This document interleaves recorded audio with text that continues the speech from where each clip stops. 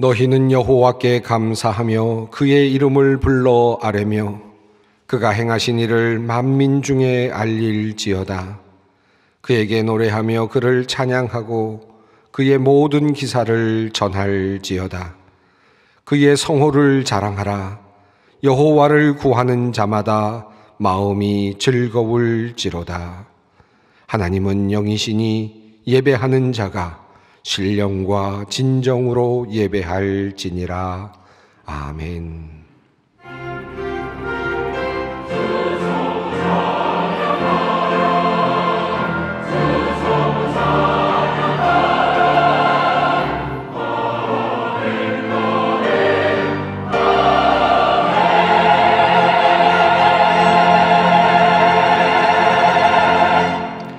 영원히 찬양받으실 주 여호와 우리 아버지 하나님, 그 놀라우신 능력과 크신 은총을 인하여 주께 영광 돌립니다. 죄와 사망에서 우리를 건지신 주 예수 그리스도의 은혜를 찬양하옵고, 오늘도 우리와 함께 하시며 날마다 새롭게 하시는 성령의 놀라운 역사로 인하여 주께 찬송을 부릅니다.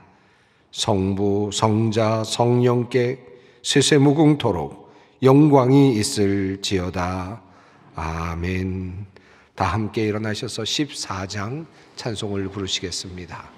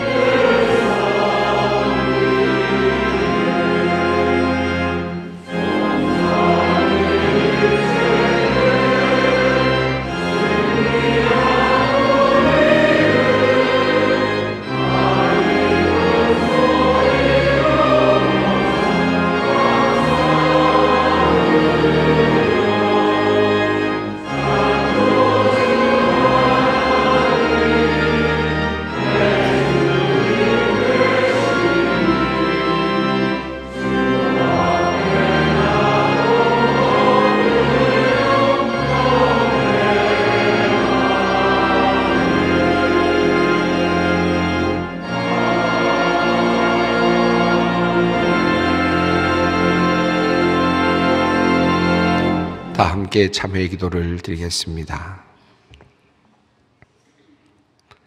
사랑과 자비가 풍성하신 하나님, 주의 은혜 가운데 한 주간을 살고 성령의 손에 이끌려 저희들 주님 앞으로 나왔습니다. 주님을 만나고자 하는 간절함으로 나왔사오니 주님, 우리를 받아주시옵소서. 이리저리 방황하며 살다 길을 찾아 주님 앞에 나왔습니다. 세상의 흐름에 휩쓸려 살다 인간답게 바르게 살기 원하며 주님께로 나왔습니다. 포로와 같이 죄의 종이 되어 살다 참된 자유와 생명 원하며 아버지께로 나왔사오니 주님, 우리를 긍휼히 여기시고 우리를 품에 안아 주시옵소서. 하나님의 자녀로 불러주셨건만 불효자식처럼 아버지의 뜻을 따르지 않았고 아버지의 마음에 근심을 드렸습니다. 마땅히 해야 할 일들을 하지 않은 채 늘 더 받으려 했고 더 얻으려 하였습니다.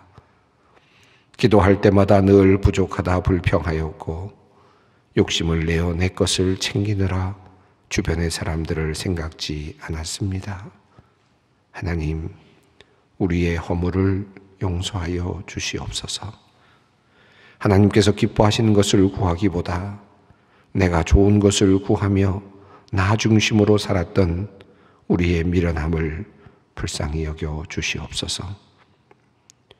주님께 기도하며 주님으로부터 능력을 얻고 살아야 함에도 게으름과 나태함으로 기도하기조차 멈추었었던 우리의 죄를 용서하여 주시옵소서.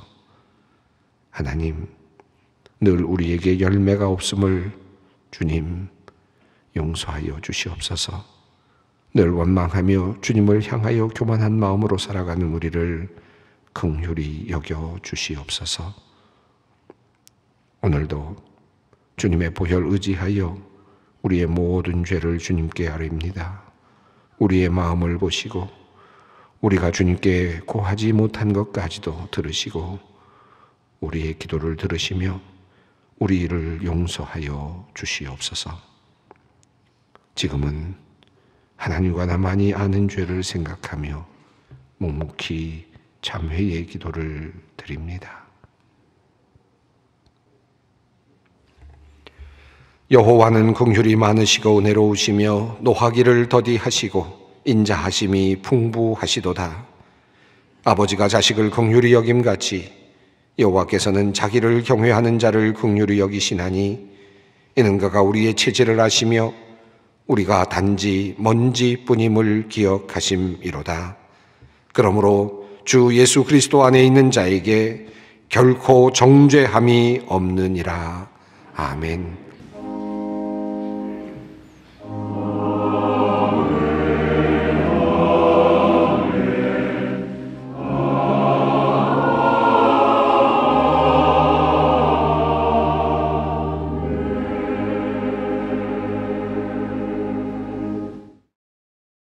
오늘 우리에게 주시는 하나님의 말씀은 구약 성경 에스겔 36장 33절로 38절 말씀입니다. 에스겔서 36장 33절로 38절 말씀입니다.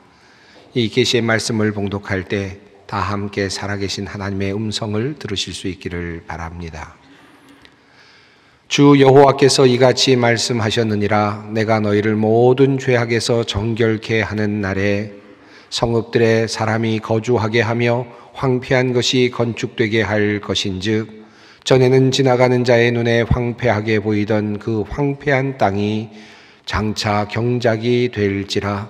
사람이 이르기를 이 땅이 황폐하더니 이제는 에덴 동산같이 되었고 황량하고 적막하고 무너진 성읍들에 성벽과 주민이 있다 하리니 너희 사방에 남은 이방 사람이 나 여호와가 무너진 곳을 건축하며 황폐한 자리에 심은 줄을 알리라.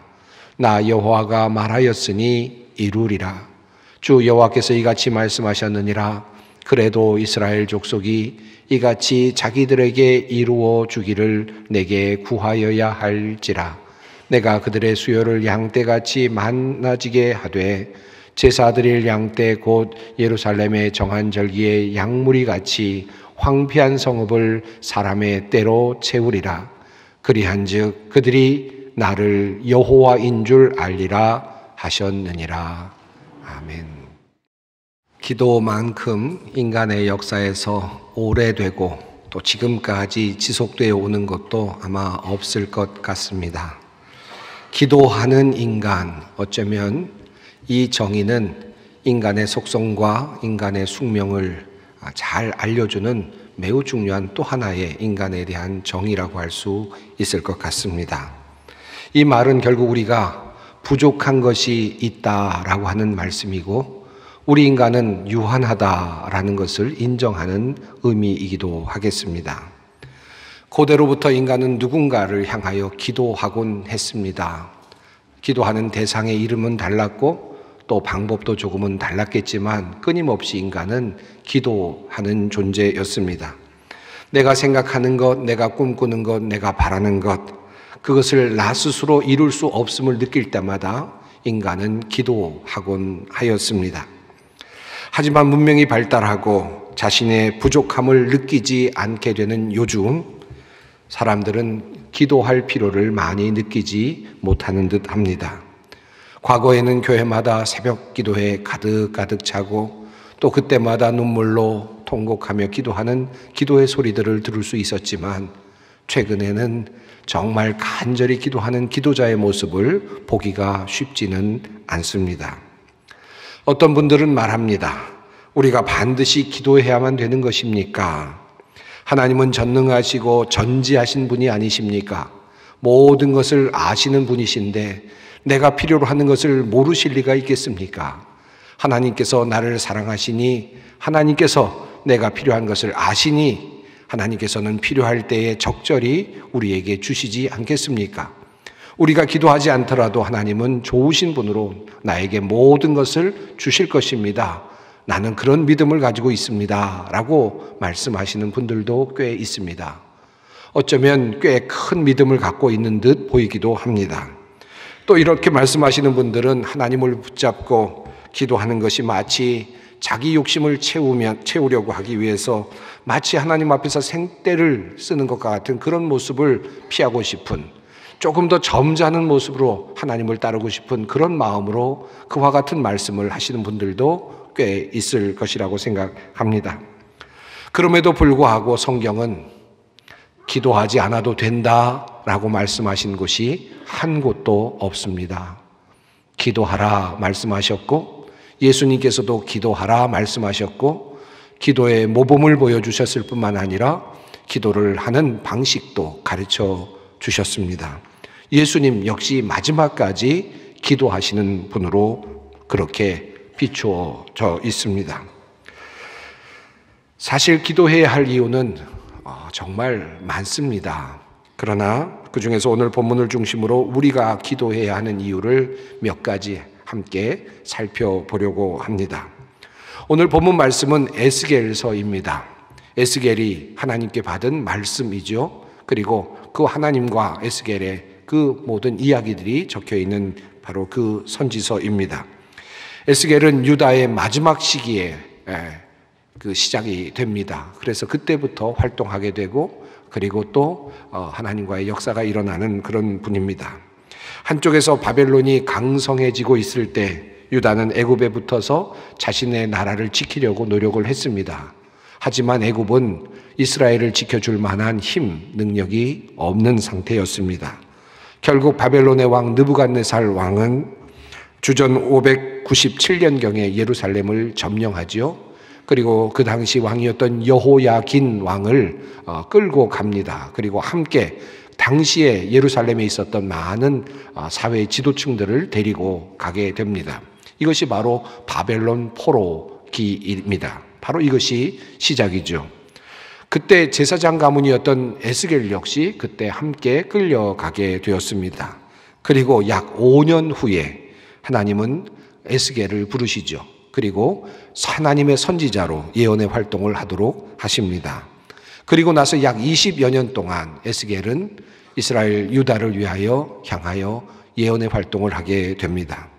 바로 오늘 본문 말씀이 그 에스겔서입니다. 에스겔이 하나님의 말씀을 받아서 이스라엘의 백성들에게 전했던 예언의 내용들입니다. 포로로 잡혀간 후에 하나님께서 에스겔에게 주신 그 말씀을 따라서 에스겔은 앞부분에서 포로로 잡혀간 이스라엘의 운명, 그리고 그 이유들에 대해서 말씀하십니다.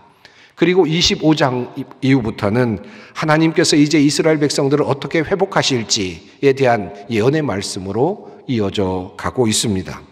자, 이런 맥락 안에서 오늘 본문 말씀인 에스겔서 36장이 있습니다. 그러니까 당연히 에스겔서 36장은 하나님께서 이스라엘을 회복시키시겠다라고 하는 바로 그 약속의 말씀, 바로 그 내용이 있는 부분이라고 할 수 있습니다. 하나님께서 이스라엘 백성들을 이제 회복시키시겠다라고 말씀하시는데 과연 무슨 이유로 이스라엘 백성들, 유다 민족들을 회복시키려고 하시는가? 그 이유가 매우 흥미롭습니다. 하나님께서는 이스라엘 백성들이 유다 민족이 무엇인가를 잘했기 때문에, 무엇인가를 회개하고 돌아왔기 때문에 그래서 그들을 회복시키시겠다라고 말씀하지 않으셨습니다. 그들은 여전히 부정한 여인처럼 가는 곳마다 하나님의 이름을 더럽히고 있을 뿐이었습니다. 그런데 하나님께서 그들을 이제 회복시키시겠다라는 결정을 하십니다. 그 이유는 하나님의 이름이 더욱더 더럽혀지는 것을 하나님 스스로 더 이상 두고 볼 수 없었기 때문이었습니다. 21절은 이렇게 우리에게 증언해 줍니다. 나는 이스라엘 족속이 여러 나라에 흩어져서 가는 곳마다 더럽혀 놓았지만 내 거룩한 이름이 더럽혀지는 것을 그대로 둘 수 없다. 그리고 이어서 이렇게 말씀하시죠. 이스라엘 족속아, 내가 이렇게 행함은 너희를 위함이 아니요 너희가 들어간 그 여러 나라에서 더럽힌 나의 거룩한 이름을 위함이라. 여러 나라 가운데서 더럽혀진 이름, 곧 너희가 그들 가운데서 더럽힌 나의 큰 이름을 내가 거룩하게 할지라. 즉 하나님께서는 하나님의 명예를 위해서 이스라엘을 회복시키시기로 결정하셨다라고 하는 말씀입니다. 이스라엘 백성들이 무엇인가를 잘했기 때문도 아닙니다. 돌아왔기 때문도 아닙니다. 그리고 회개하였기 때문도 아닙니다. 하나님 스스로, 그들은 여전히 죄악 가운데 있지만 하나님 스스로 하나님의 명예를 위해서 이스라엘 백성들을 돌려보내기로 작정하셨다라고 하는 선언입니다. 그리고 그 구체적인 계획이 이렇게 전달됩니다. 내가 너희를 여러 나라 가운데서 인도하여 내고 여러 민족 가운데서 모아 데리고 고국 땅에 들어가서 너희 성읍에도 사람이 살게 하며 폐허 위에도 집을 짓게 하겠다라고 말씀하시죠. 그리고 이어서 이제 하나님은 이렇게 말씀하십니다. 나 여호와가 말하였으니 이루리라. 마치 이 말씀은 어떤 계약, 어떤 조약에서 사인을 하거나 도장을 찍는 것과 같은 그런 느낌이 드는 말씀입니다. 여기서 우리가 눈여겨보아야 할 것은 하나님께서 이미 이런 계획을 확정하셨다라고 하는 것입니다. 그리고 마침표를 찍으십니다. 나 여호와가 말하였느니라 라고 이미 하나님의 결정을 선언하십니다.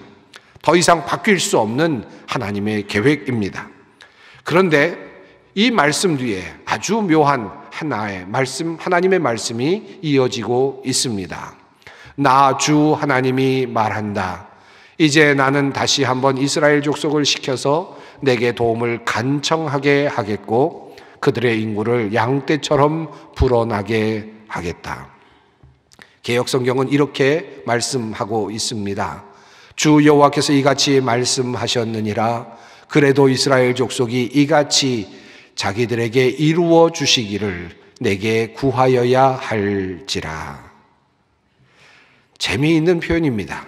하나님이 이스라엘 족속을 시켜서 이제 내게 도움을 간청하게 하시겠다는 것입니다. 그러면 그 간청을 들으시고 내가 이루어 주겠다라고 하는 말씀입니다. 간청이 없어도 이루어질 그런 상황입니다. 하나님께서는 이미 계획을 확정하셨습니다. 그런데 모든 계획을 확정하신 이후에 하나님은 이 일이 이루어지도록 사람들이 기도하도록 하시겠다, 간구하도록 하시겠다라는 말씀을 하시는 것입니다. 도대체 무슨 말씀을 하고 계시는 것입니까? 왜 하나님께서는 이미 작정하신 하나님의 일을 이루어 가시는 데 있어서 이스라엘 백성들의 기도를 필요로 하시는가라고 하는 것이죠. 왜 우리들의 기도를 필요로 하십니까? 하나님은 스스로 완전하시고 하나님의 계획은 완벽하신데 하나님께서는 그대로 충분히 그의 일을 이루어 가실 텐데 왜 우리의 기도가 필요한가라고 하는 것입니다. 그 해답은 오늘 본문 마지막 부분에 이렇게 나타나고 있습니다. 그때야 비로소 그들이 내가 주인 줄 알 것이다.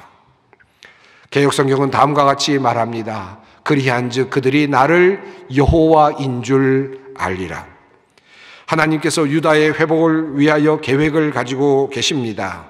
그리고 이것은 징벌이 아니고 이제는 이들의 번영입니다.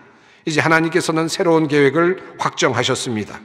그러나 하나님께서는 유다에게, 이스라엘 백성들에게 기도하기를 원하십니다. 아니, 기도하라 하십니다. 기도하게 하십니다. 왜냐하면 그 놀라운 축복이 어디에서 왔으며 누가 과연 이 귀한 일을 주었는지, 이런 복을 주셨는지를 알게 하려 함이라 라는 말씀입니다. 우리가 하나님께 기도하지 않고는 받은 것이 하나님께서 나에게 주신 것인지 분간하기가 쉽지 않습니다. 그러나 하나님께 간절히 기도하고 무엇을 받았을 때 우리는 그것이 어디에서 왔는지 분명하게 알 수 있습니다. 현대인들은 상당히 이성적인 사고를 하고 있죠. 모든 것을 아시는 하나님께 굳이 소리내어 기도할 필요가 없다라고 말합니다. 모든 것을 아신다면 어련히 다 알아서 해주시지 않겠느냐라고 도리어 반문합니다. 그러다 보니 우리들의 기도가 줄어듭니다. 기도할 필요를 느끼지 않습니다. 기도하지 않아도 하나님께서 다 해주시겠지라고 생각하는 그런 상황이 됩니다. 그러면 어떻게 되겠습니까? 점점 더 우리의 신앙은 약해지고 믿음도 약해지게 될 것입니다. 여러분, 에스겔서 이 37장의 내용이 이어지고 있는데, 이 에스겔서 37장은 여러분이 너무나도 잘 알고 계시는 말씀입니다. 마른 뼈들의 환상이라고 하는 바로 그 말씀이죠. 바로 36장에서 하나님께서는 이스라엘 백성들을 이제 회복시키시겠다라고 하는 약속을 하십니다. 그리고 그 약속을 위해서 너희로 하여금 기도하게 하시겠다라고 그렇게 말씀하십니다. 그렇게 될 때 너희가 이것이 하나님으로부터 온 것임을 알게 될 것이다 라고 말씀하시죠. 그리고 나서 37장이 이어집니다. 마른 뼈들입니다. 마른 뼈들이 흩어져 있습니다. 하나님께서는 그것을 말씀으로 모으십니다. 뼈들이 붙게 만드십니다. 살점들이 붙게 만드십니다. 그리고 그 안에 생명이 들어가게 하십니다. 그리고 큰 군대가 되도록 만드십니다. 그리고 또다시 말씀하시죠. 바로 이 일을 통해서, 이와 같은 일을 통해서 너희가 여호와가 이와 같은 일을 한 것인 줄을 너희로 알게 할 것이다. 모든 열방들이 알게 될 것이다 라고 하는 말씀을 하십니다. 이 말씀의 뜻이 무엇이겠습니까? 유다 이스라엘 백성들이 이제 포로에서 귀환하게 되는 이 사건이 결코 일어날 수 없는 사건이라는 사실, 도저히 일어날 수 없는 일이라는 사실, 마치 마른 뼈들이 사람이 되는 것과 같은 그와 같은 확률이라는 사실을 하나님께서 말씀하시면서 그와 같은 일을 지금 이스라엘 백성들에게 하시겠다라고 하는 약속을 하고 계시는 것입니다. 기도는 이와 같은 것입니다. 여기서 중요한 것은 하나님의 약속을 붙잡고 기도하는 것입니다. 하나님의 계획은 이미 에스겔 앞에 주어졌습니다. 그 에스겔을 통하여 유다 민족에게 전해졌습니다. 하나님께서 너희를 포로에서 귀환하게 하실 것이다 라고 하는 약속이 주어집니다. 그러나 이 약속을 붙잡고 기도해야 합니다. 기도할 때 우리에게 꼭 필요한 것은 하나님의 약속을 붙잡고 기도하는 것입니다. 내 마음대로 기도하는 것이 아니라, 내가 그저 원하는 대로 마음껏 기도하는 것이 아니라 주님의 말씀 붙잡고 그 말씀 붙잡고 하나님을 의지하며 기도하는 것입니다. 혹시 여러분 중에 자녀를 갖기 원하시는 분이 있습니까?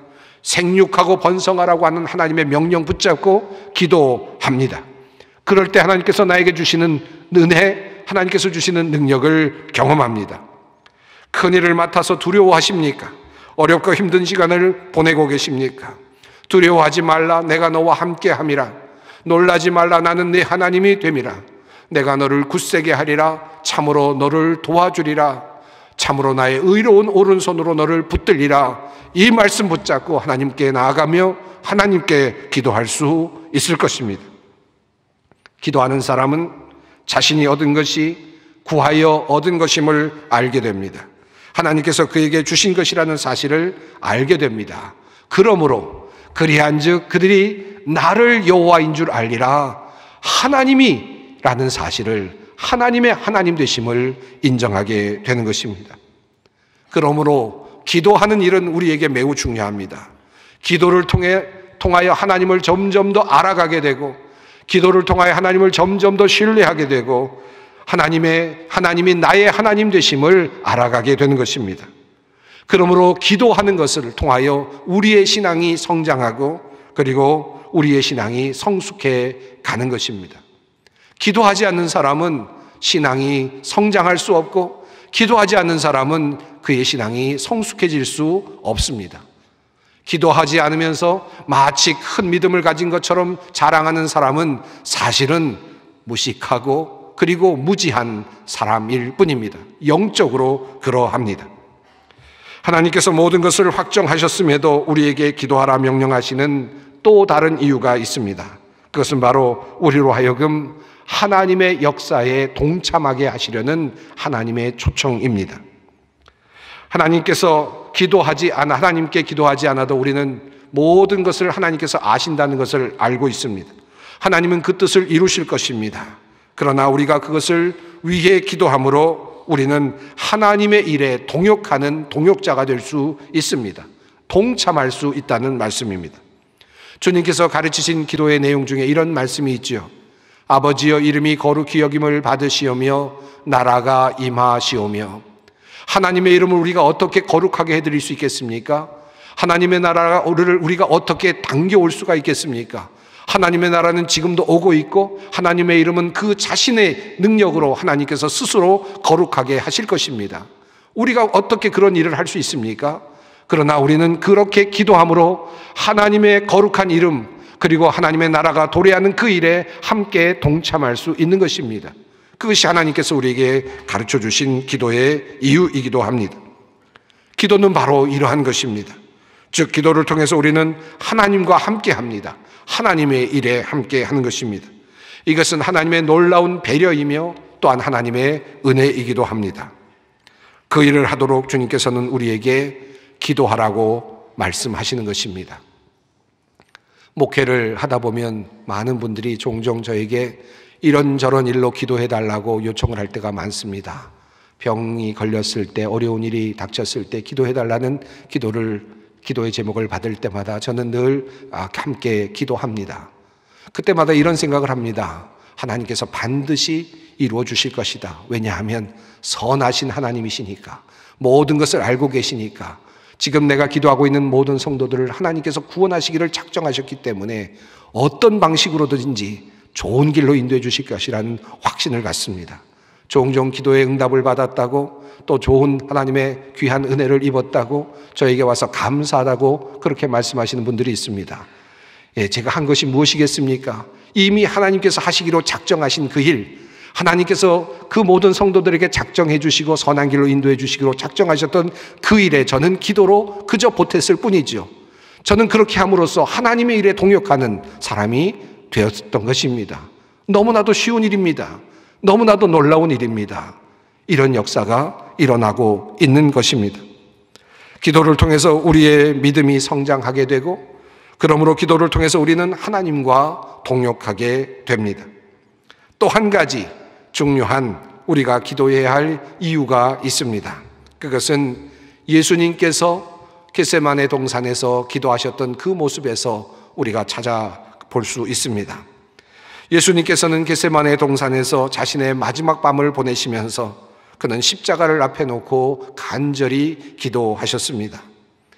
우리는 이따금 하나님께서 계획하신 일에 순종하기 위해서, 또 우리를 주님의 뜻에 복종하도록 하기 위해서 기도해야 할 때가 있습니다. 예수님도 그렇게 하셨습니다. 왜 예수님께서 겟세마네 동산에서 기도하셨습니까? 예수님은 홀로 늦은 시간에 정말 간절히 하나님 앞에서 기도를 하셨습니다. 왜 예수님께서는 십자가에 달리시기 전에 기도를 하셨겠습니까? 예수님께서는 이미 하나님의 뜻을 잘 알고 계셨습니다. 자신이 십자가를 져야만 하나님의 원래 뜻이 이루어진다는 사실, 구원의 모든 계획이 완성된다는 사실을 이미 알고 계셨습니다. 자기 자신도 그렇게 십자가를 져야 한다고 이미 다짐하고 계셨을 것입니다. 그럼에도 불구하고 그는 하나님 앞에서 연약한 인간의 모습으로 마지막으로 하나님께 이렇게 기도하지 않습니까? 하나님, 저에게서 이 잔을 옮겨주실 수 있겠습니까? 라고 그렇게 기도하지 않습니까? 인간의 모습이기도 하고 또한 인간다운 모습이기도 합니다. 그러나 예수님께서는 다시 고쳐서 아버지, 그러나 나의 뜻대로 마시고 아버지의 뜻대로 되기를 원합니다 라고 기도하십니다. 이 짧은 기도 속에 두 가지 마음이 있었다는 사실을 알게 됩니다. 자신이 가고 싶었던 그 길, 또 하나는 하나님께서 원하시는 바로 그 길. 그 길 앞에서 예수님께서는 자신이 갖고 싶었던 그 욕망의 길을 접고 하나님의 뜻을 순종하는 길로 나아갑니다. 기도 현장에서 일어났던 일입니다. 기도가 무엇입니까? 기도는 하나님의 은혜를 입는 바로 그 자리입니다. 하나님의 능력을 입는 그 자리입니다. 하나님의 그 일을 감당하기 위하여 힘을 얻는 바로 그러한 자리입니다. 예수님은 제대로 기도를 하지 못하고 지쳐서 자고 있었던 제자들을 향하여 이렇게 말씀하십니다. 유혹에 빠지지 않게 기도하라. 장차올 그 운명에 맞서기 위해서 그들은 기도할 필요가 있었습니다. 장차 그들에게 다가올 수많은 일들을 준비하기 위해서 그들은 기도할 필요가 있었습니다. 능력을 받을 필요가 있었습니다. 힘을 가질 필요가 있었습니다. 그러나 그들은 기도하지 못했습니다. 결국 예수님께서 잡히셨을 때 그들은 뿔뿔이 흩어져 버리고 말았습니다. 베드로는 예수님 바로 그 건너편에서 가까운 곳에서 예수님을 3번이나 부인하는 그와 같은 연약한 모습을 보여줄 수밖에 없었습니다. 기도하지 않았기 때문입니다. 기도는 우리들에게 능력을 주고 힘을 주고 감당할 만한 그와 같은 환경을 만들어 주는 것입니다. 기도해야 하는 이유입니다. 힘을 얻기 위해서, 유혹에 빠지지 않기 위해서, 시험에 쓰러지지 않기 위해서, 하나님의 뜻을 따라 살기 위해서 우리는 기도해야 하는 것입니다. 그러므로 기도에는 신비한 능력이 있습니다. 기도하는 사람은 그 능력을 압니다. 기도하는 사람은 그 능력을 체험합니다. 기도는 단지 언어로 하나님과 소통하는 그와 같은 커뮤니케이션이 아닙니다. 그저 단순한 소통이 아닙니다. 기도의 자리에서 예수님께서는 십자가를 지실 용기를 얻었고 그리고 그 힘을 얻었습니다. 하나님께서는 그 기도의 자리에서 그 능력을 주님께 주셨습니다. 용기와 자신감과 결단할 수 있는 힘을 기도의 자리에서 얻었다는 말씀입니다. 에스겔의 선포도 그와 같습니다. 하나님께서 바벨론으로 유다의 백성들을 포로로 잡혀가게 하셨지요. 포로에서 해방되어 고향으로 돌아갈 날이 있을 것임을 에스겔을 통하여 하나님은 선포하도록 하셨습니다. 에스겔이 활동했던 기간은 약 20여 년 기간입니다. 그러나 에스겔이 그렇게 활동하는 그 기간에도 포로에서의 해방은 일어나지 않았습니다. 그리고도 10년, 20년, 30년, 40년, 50년, 60년, 70년을 그렇게 70년을 기다려야만 했습니다. 우리 신앙이 이렇습니다. 하나님께서 우리에게 약속을 주십니다. 그러나 때로는 먼 미래를 바라보아야 할 때가 있습니다. 그럼에도 불구하고 그 약속을 믿고 따라갑니다.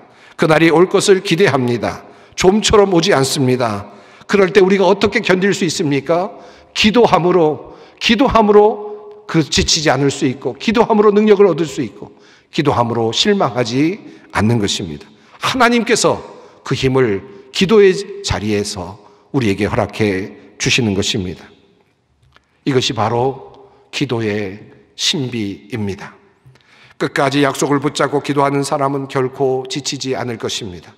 기도는 능력이기 때문입니다. 그런 면에서 일반적인 소망이나 소원과 기도는 매우 다릅니다. 기도는 하나님의 능력과 위로가 임하는 현장입니다. 하나님께서 우리에게 기도하라고 요구하시는 이유를 우리가 함께 살펴보았습니다. 왜 하나님께서는 우리에게 기도하라고 하셨습니까?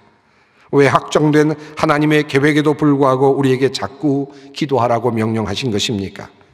첫 번째 이유는 하나님이 우리의 주인이 되신다는 사실을 확고히 알려주고자 하심입니다. 우리의 믿음이 그로부터 성장하게 되기를 원하시기 때문입니다. 두 번째로 하나님께서는 우리로 하여금 하나님의 놀라운 역사에 동참하는 동역자가 되기를 원하시기 때문입니다. 그래서 기도하라고 말씀하십니다. 그리고 그 기도의 자리에서 하나님께서 우리에게 능력과 이길 힘을 주시고자 하시기 때문입니다. 주님의 뜻을 이루어내는 존재가 되게 하고자 하심입니다.